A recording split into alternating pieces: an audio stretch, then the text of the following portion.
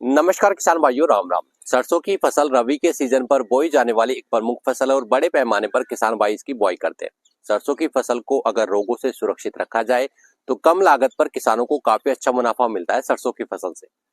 अभी वर्तमान हालात की बात की जाए तो किसानों के लिए सरसों की फसल को लेकर बड़ा चिंता का विषय बना हुआ है। जैसे किसान भाई सरसों की फसल पे पहला पानी लगा रहे हैं तो सफेद फफूंदी और जड़ गलन रोग की समस्या से फसल के पौधे मुरझाकर नष्ट हो रहे हैं। तो आज के वीडियो में हम बात करेंगे सरसों की फसल में बढ़ रही सफेद फफूंदी और जड़ गलन की समस्या से कैसे आप बचाव कर सकते हैं। उसी के साथ में सरसों की फसल में कौन से वो पोषक तत्व है जिनका इस्तेमाल करके आप अपने पैदावार और सरसों की फसल की जो तेल की जो मात्रा है उसको आप बढ़ा सकते हैं। तो वीडियो में दी गई जानकारी आप ध्यान से समझे और वीडियो को लास्ट तक देखें और अन्य किसान मित्रों तक आप इसे शेयर अवश्य करें। तो आइए शुरू करते हैं वीडियो को। सरसों की फसल में बढ़ रही सफेद फफूंदी और जड़ गलन की समस्या के दो बड़े प्रमुख कारण होते हैं। सबसे पहला कारण होता है किसान भाई पहला पानी देने में बड़ी जल्दबाजी कर देते हैं। खेत पर ज्यादा नमी हो जाने से जड़ गलन यानी कि सफेद फफूंदी की समस्या देखने को मिलती है। तो पहले आप अपने खेत पर अगर पानी लगाने वाले हैं तो पर्याप्त नमी की जांच करें। उसके लिए 4 से 5 सेंटीमीटर आप मिट्टी की खुदाई कर जांचें। अगर नमी नहीं है तभी आप उसमें पहला पानी लगाएं। दूसरा इसका सबसे बड़ा कारण है, अगर आपने खरीफ सीजन की फसलों के लिए किसी सिस्टमेटिक हर्बिसाइड का खरपतवारनाशी जो आते हैं उनका अगर फसल पर स्प्रे किया है तो वो जो खरपतवारनाशी के जो अवशेष होते हैं वो मिट्टी के अंदर बचे रह जाते हैं और जैसे हम सरसों में पहला पानी लगाते हैं वो एक्टिवेट हो जाते हैं और हमारी जो सरसों की फसल की जो जड़ें हैं उसको खरपतवार समझकर नष्ट करना शुरू कर देते हैं। तो इन रोगों के बचाव के लिए अब क्या उपाय आप कर सकते हैं।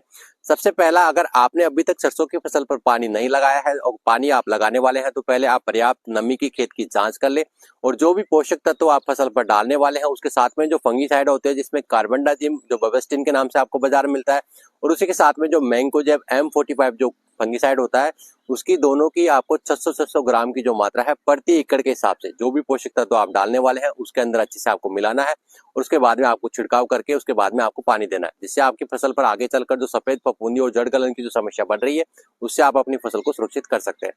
दूसरा, अगर जिन किसान भाइयों ने फसल पर पानी दे दिया है और उनकी फसल पर इस तरह के रोगों के आने से पौधे मरकर नष्ट हो रहे हैं तो वो किसान भाई इसमें जो सिस्टमेटिक और कॉन्ट्रैक्ट वाइज जो फंगीसाइड आते हैं हमारे जो कार्बनडाजिम और मैंकोजेब इसकी 2 से 3 ग्राम की जो मात्रा है प्रति 1 लीटर पानी में घोल करके आपको अच्छे से फसल पर स्प्रे करना है।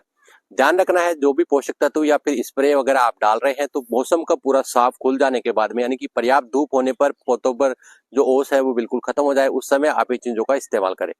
अब बात करते हैं सरसों की फसल में पैदावार और तेल की मात्रा को बढ़ाने के लिए कौन से पोषक तत्वों का आपको इस्तेमाल करना चाहिए। सरसों की फसल पर जब भी आप पहला पानी डाल रहे हैं तो उस समय आप प्रति एकड़ के हिसाब से 40 किलोग्राम यूरिया, 10 किलोग्राम DAP और 2 किलोग्राम आपको सल्फर का इस्तेमाल करना है। सल्फर जो होता है हमारी जो तेलीय जो फसलें होती है उसमें तेल की मात्रा को बढ़ाने के लिए सबसे जरूरी पोषक तत्व होता है।